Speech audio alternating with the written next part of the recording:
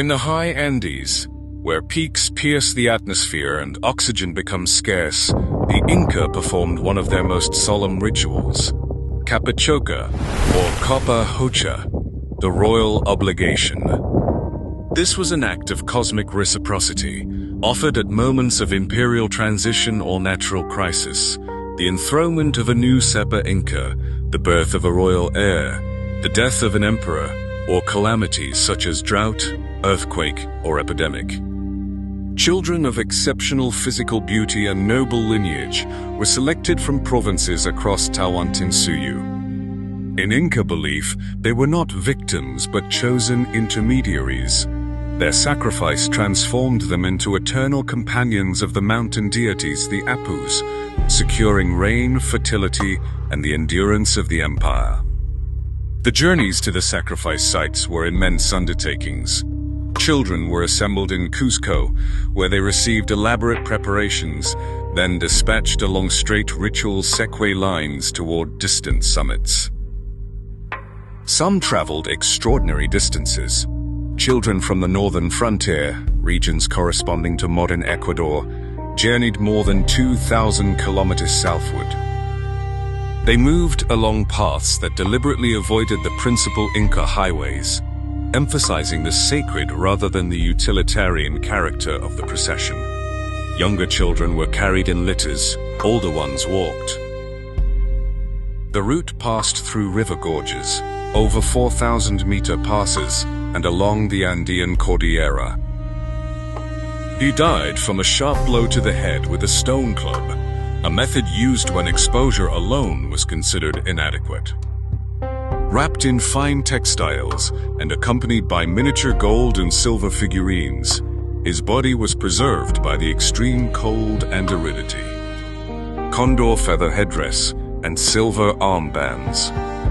His stomach contents included coca leaves and traces of chicha.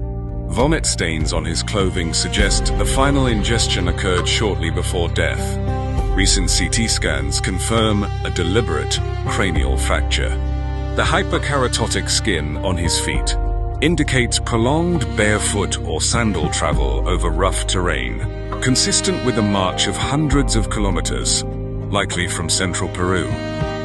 The most complete and best preserved Capacocha assemblage comes from Llullaillaco volcano, 6,739 meters on the Argentina-Chile border.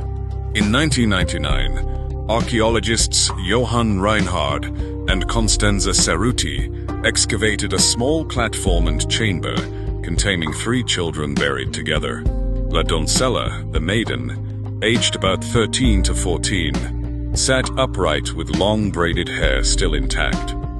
An Akla trained in Cusco's temples, she had consumed elevated quantities of protein-rich foods, coca, and chicha during her final year, with sharp increases in coca and alcohol in the last 6 to 8 weeks. La Niña del Rayo, the lightning girl, 6 or 7 years old, showed lightning strike burns acquired after burial. El Niño, the boy, 4 or 5 years old, was tightly bound and the smallest of the 3. All 3 exhibited no perimortem trauma, except controlled cranial blows in the case of the older 2. More than 100 offerings accompanied them: gold and silver llama figurines, spondylus shells from the Ecuadorian coast, fine ceramics, woven cooker bags, and tropical bird feathers that had traveled the length of the empire.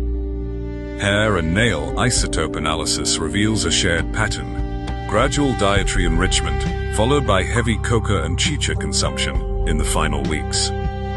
The substances served multiple purposes: easing altitude distress, suppressing hunger and fear, and inducing the calm, trance-like state appropriate for transition to the divine realm. At each major huaca, sacred rock, spring, or platform, feasts were held, coca offered, chicha consumed, and songs performed. The children wore the finest textiles: vicuña wool tunics, feathered headdresses, gold and silver ornaments.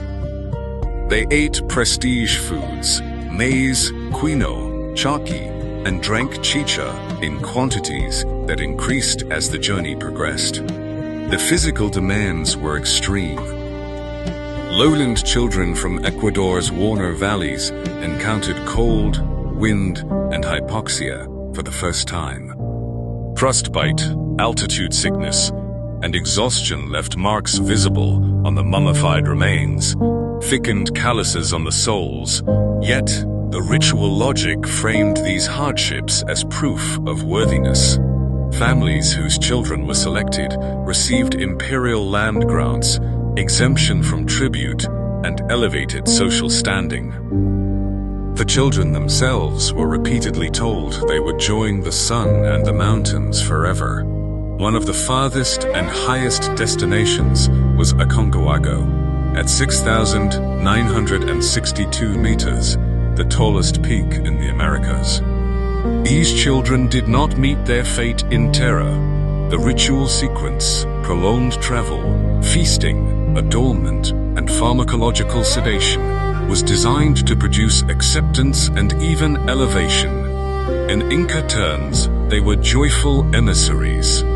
Their deaths sustained the world, binding human society to the sacred landscape, guaranteeing water from snowmelt, crops from the earth, and continuity for Tawantinsuyu.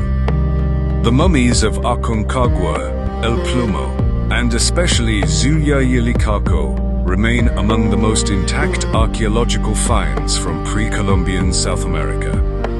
Preserved by permafrost and extreme desiccation, they carry the physical record of long journeys, ritual diets, and final moments. They remind us that Capacocha was not an aberration, but a coherent expression of Andean cosmology, one in which the highest places on Earth became altars, where the most precious gifts were returned to the forces that governed life itself.